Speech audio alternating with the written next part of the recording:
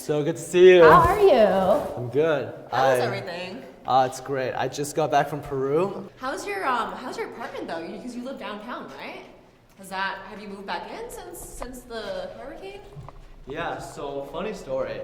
When we heard about the hurricane, I actually moved out. I graduated from Harvard, wow, it's been like half a year now. Well, I took a trip to Europe with a bunch of good friends of mine. Germany, Italy, Spain, France, and then went on a cruise and did like Greece, Turkey. Came back, really settled down to New York. I'm rooming with two of my best friends from college, and we have this great place on the water down in Battery Park. Can you walk us through a day of your life at DB and what you do? Since moving in July, I went through DB's training program, which brought together every single person from around the world that was joining DB, so like 400 people, all the internationals, and it was a lot of fun. You got to hang out with people from Australia, Singapore, Hong Kong, and people who I still keep in touch with. So no matter how late I'm at the office, I know there'll be someone online for me to talk to. I'm part of the inflation and fixed income indices team. Starting off, I'll be in more of a learning/support role where I will help the team kind of do research on things that they want to know about. I'll help them book their trades. And then after a few months, I'll move into a role where I'll actually be doing the trades. So clients will come to me, ask me for prices about things, and then I'll buy them or sell them. And then you have to really take on more responsibility there. What do you think is like the most challenging aspect of working in trading? I think the most difficult part about trading in general is that you have to be on nearly the entire time you're at work. So for me, this is big because it means that I can no longer take naps.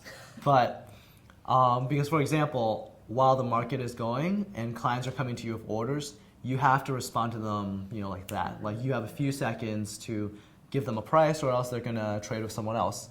Making decisions on the moment is part of the reason I joined Deutsche. So I'm looking forward to it. It's been very different because in school you can pull an all-nighter and finish half your piece set and turn it in and then show up the next day looking like crap.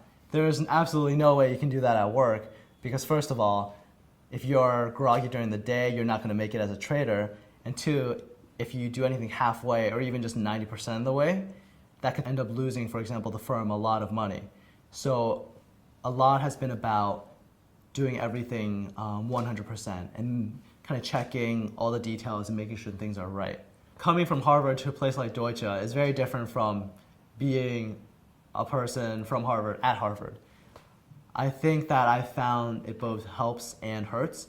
It helps in the sense that I get to be involved in the Harvard network at Deutsche, which is really extensive and I found to be of great support. Now, I've also had the opposite happen where when someone learns I'm from Harvard, they automatically default to the stereotype of, oh, this must be some stuck-up, arrogant, entitled, rich kid.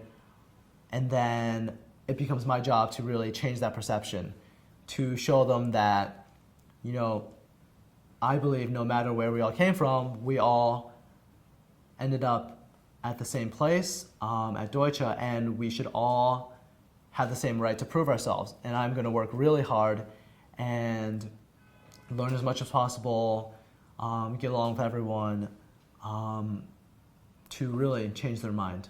One of the key things for me, and something I would really advise anyone joining the working world out of school to do, is to be open to the new environment and the opportunities that are going to come to you. Because you have to learn the fundamentals of being somewhere like a company before you can really, revolutionize the place.